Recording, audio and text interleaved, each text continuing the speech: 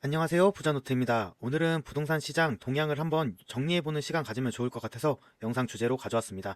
부동산 투자에 관심 있으신 분들은 다 아시는 내용일 텐데 그래도 이번 기회에 한번 정리해본다 라는 생각으로 보시면 좋을 것 같습니다. 그럼 바로 시작하도록 하겠습니다. 요즘 거시적 환경이 되게 불안한 상황이잖아요. 그런 불안한 요인들로는 이 정도를 꼽을 수 있을 것 같아요. 미국 경제가 나홀로 엄청 탄탄한 상황이죠.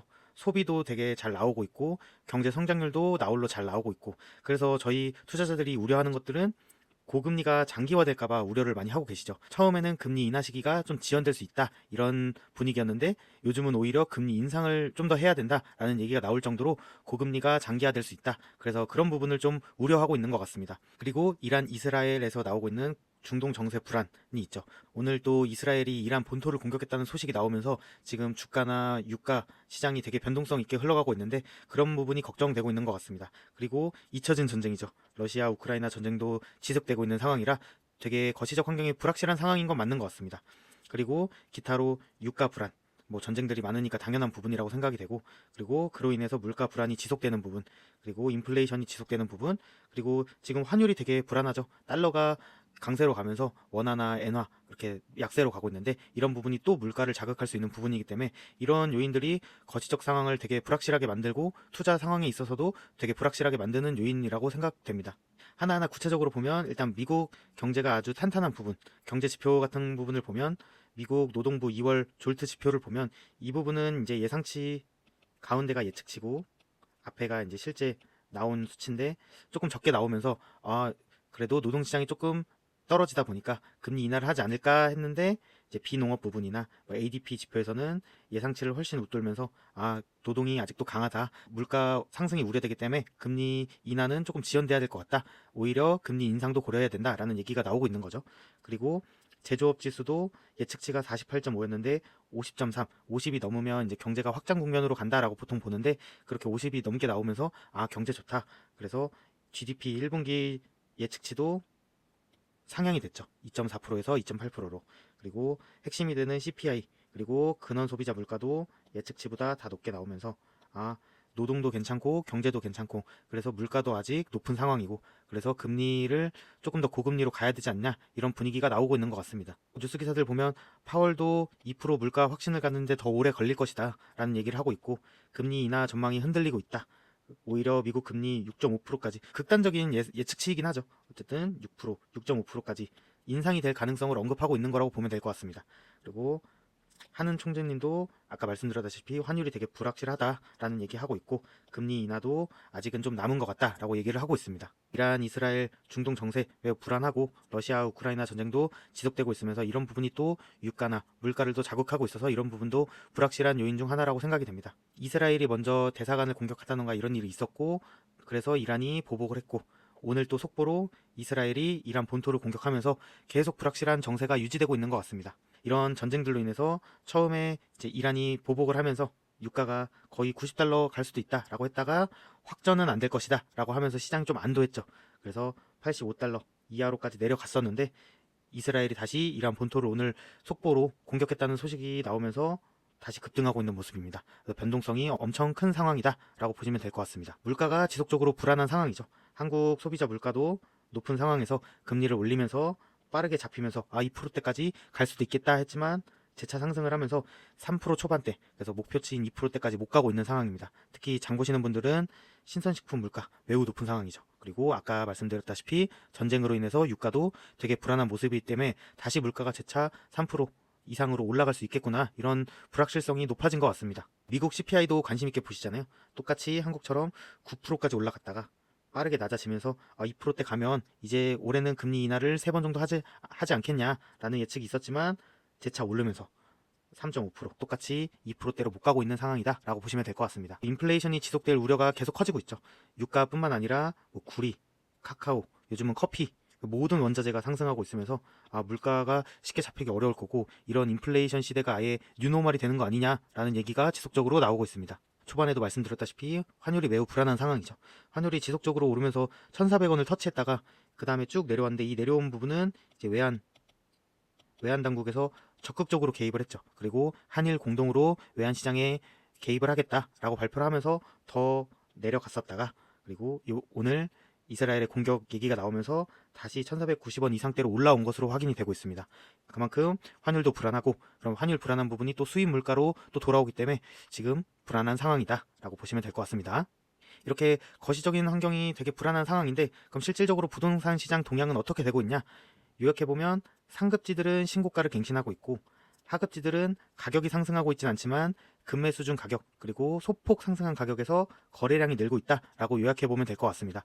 일단 하이엔드나 최상급지 시장, 뭐 예를 들어서 초고가 빌라들이나 나인원 한남, 한남 더일, 그리고 압구정 현대 같은 하이엔드 초고가 시장은 폭락했다가 신고가까지 갱신하면서 다시 올라가고 있다라고 보시면 될 것 같습니다. 상급지, 저는 상급지로서 잠시를 많이 보는데 22년 말에서 23년 초 폭락 후에 상당 부분을 빠르게 회복을 했고, 지금은 거의 많이 회복된 수준에서 매수 매도가 대치를 하고 있다. 매도자들은 호가를 조금 더 올리고 있고, 매수자들은 그 오른 가격, 거의 신고가에 해당하는 가격에 내가 그 물건을 살지 말지 대치하고 있다. 그래서 거래는 소폭 줄었다라고 보시면 될 것 같습니다. 서울에서도 중급지 정도, 홍제나 동대문 그리고 신길 이쪽 라인은 폭락 후에 소폭 회복을 했다.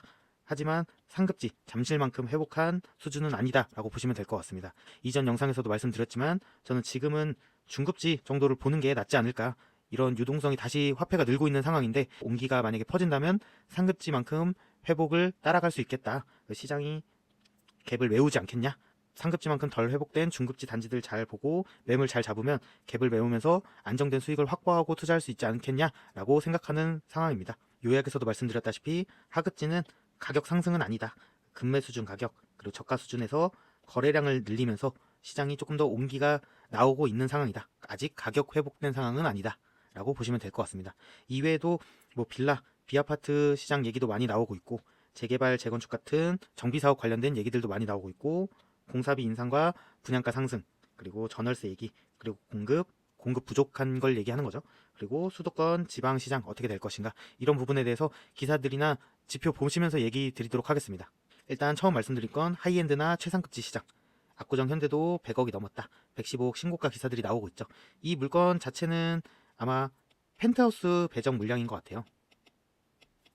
그래서 압구정 현대에서도 펜트하우스를 받을 수 있는 물건들이 이제 한정돼 있다 보니까 그 물건을 받을 수 있는 물건들은 신고가를 내고 있다. 그리고 이 외에도 뭐 펜트하우스 배정 물량이 아니더라도 신고가를 갱신하고 올라가고 있거든요. 어쨌든 압구정 현대 최상급지는 강세다. 그리고 청담, 압구정, 서초, 성수, 그리고 뭐 흑석 이런 데에서도, 그리고 포제스 한강 최근에 분양한 하이엔드 아파트도 그렇고 신고가가 속출하고 있다. 어쨌든 최상급지들은 강세를 보이고 있다라고 보시면 될 것 같습니다. 상급지는 하락폭을 거의 다 만회하고 이제 대치 중이다라고 말씀드렸는데, 제가 잠실을 많이 본다고 했잖아요. 잠실 주공 5단지랑 리센츠 그래프를 가져왔었는데 28.7억까지 신고가를 찍었었다가 하락을 해서 20억까지 30% 정도 빠졌었죠. 잠실 주공 5단지는.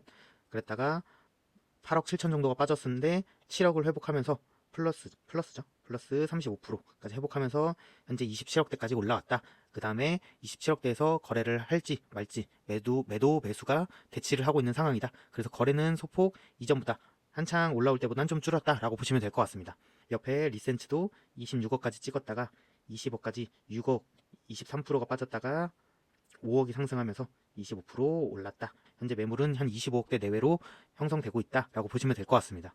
그리고 제가 요즘 관심을 가졌으면 좋겠다 하는 곳들이 이제 서울 중급지, 상급지 잠실만큼 회복하지 못했고 추후에 유동성이 퍼지면서 온기를 받을 수 있기 때문에 상급지를 갭 메우면서 따라가지 않을까, 그래서 수익을 어느 정도 확보하고 투자할 수 있지 않을까 해서 중급지를 보시면 좋겠다고 얘기를 드렸는데, 뭐 응암동 녹번역 이편한 캐슬 3호선 역세권 단지죠.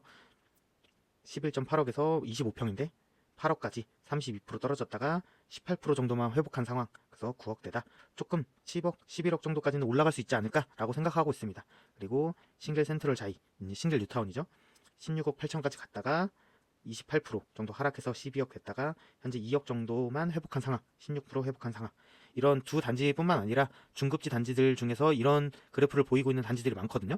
상급지를 따라가지 않을까라고 생각되고 있는 상황입니다. 더 긍정적인 요인은 이미 전세가들이 반영을 하고 있죠.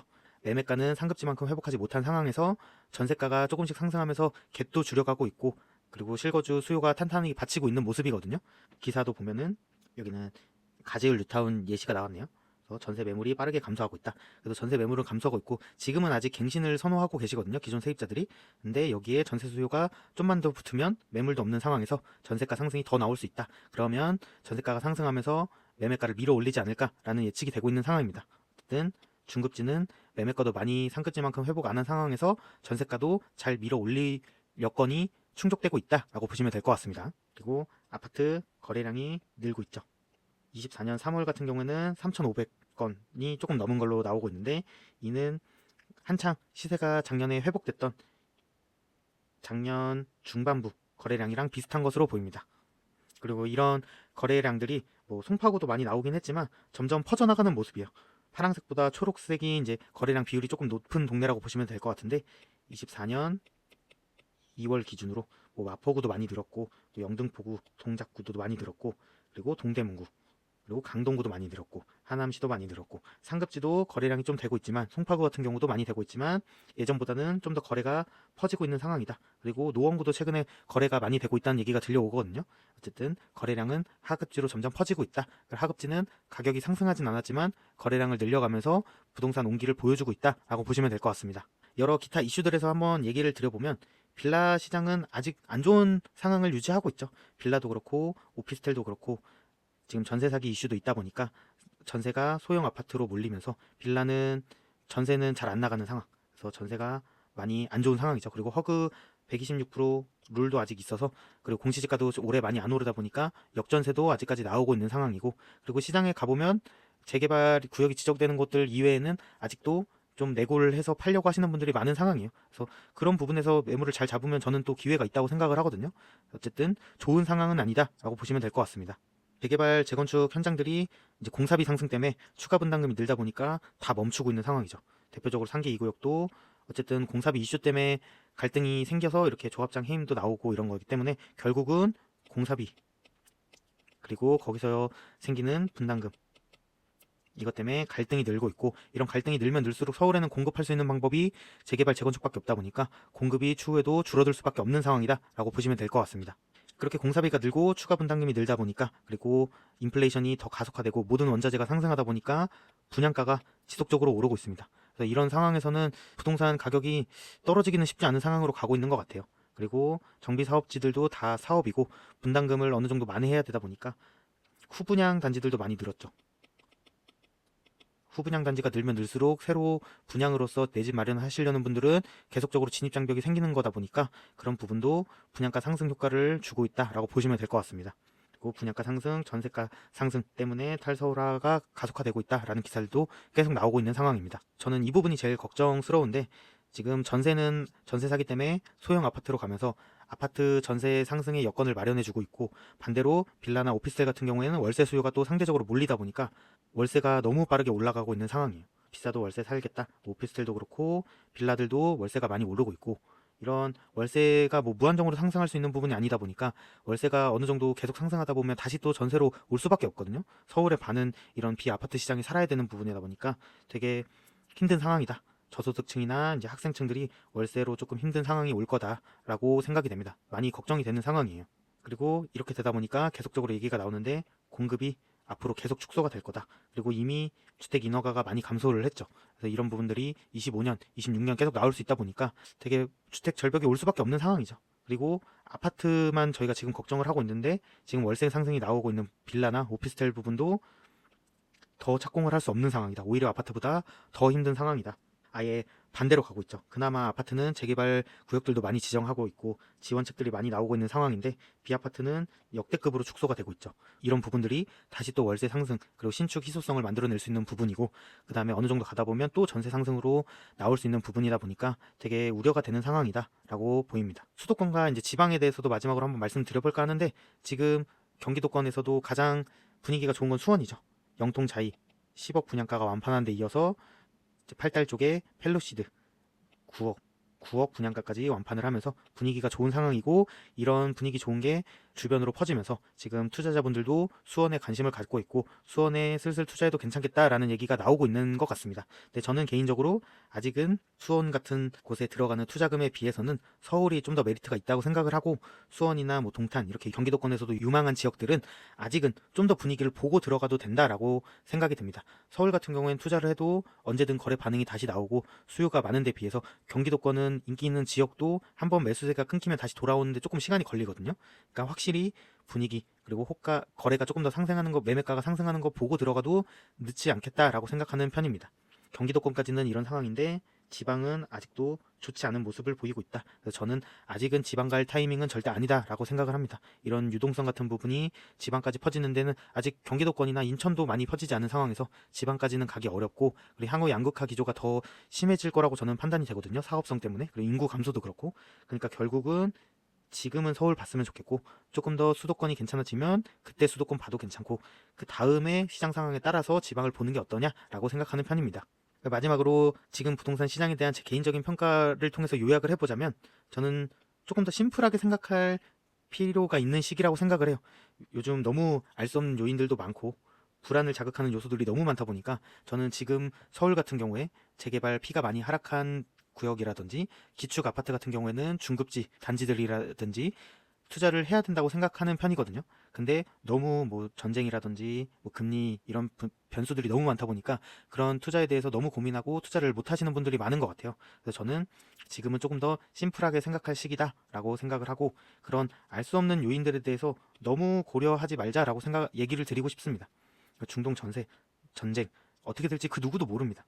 그리고 금리 인하가 언제 될지 오히려 금리가 상승할지 이런 부분은 다 모르는 부분이다 보니까 저는 이런 불안감을 자극하는 요인에 대해서는 조금 더 너무 크게 고려하지 말고 좀 심플하게 생각할 타이밍이다 생각이 들고 제가 오늘 쭉 말씀드린 요인들 장기적으로는 어쨌든 금리가 하락할 거라고 저는 생각을 하거든요. 많은 분들도 그렇게 생각하고 근데 그런 부분이 조금 더 지연될 뿐이지 어쨌든 하락은 할 거다. 그리고 전월세가 너무 상승하고 있고 공사비가 너무 오르고 있고 그러고 인해서 분양가가 올라가고 있고 인플레이션이 이렇게 높다 보면 결국에는 자산을 보유해야 되거든요. 이런 관점에 있어서 부동산 상승은 장기적으로 나올 수밖에 없고 그럴 확률이 높다고 생각을 해요. 그래서 저는 너무 불안한 요인들을 제외하고 심플하게 부동산은 장기적으로 보면 상승할 확률이 높다. 그러니까 장기적인 관점에서 투자하면 확률이 높을 것 같다. 대신에 저는 영끌하지 말자. 영끌을 하면 장기적인 관점으로 그 자산을 보유할 수가 없게 되고 또 불안한 요인, 고금리가 조금만 더 유지가 되면 그런 불안 속에서 이자 때문에 또 급하게 던지는 악순환이 계속 벌어지거든요. 그래서 저는 영끌하지 않고 무리하지 않는 선에서 괜찮은 물건을 잡아서 요거는 좀 장기적으로 가져가겠다라는 관점으로 하면 어떤 분이 이렇게 표현하시더라고요. 시간을 내 편으로 하는 투자를 하면 괜찮을 것 같다. 저도 100% 동감하는 부분이고 그렇게 무리하지 않는 선에서 장기적인 관점에서 부동산은 상승할 확률이 크다 보니까 내가 알 수 없는 요인들을 배제하고 심플하게 투자하면 괜찮을 것 같다라고 현재 부동산 시장 동향에 대한 제 평가를 내려볼 것 같습니다. 제 개인적인 판단이니까 참고만 해주시면 좋을 것 같습니다. 다음에도 좋은 영상으로 돌아오겠습니다. 감사합니다.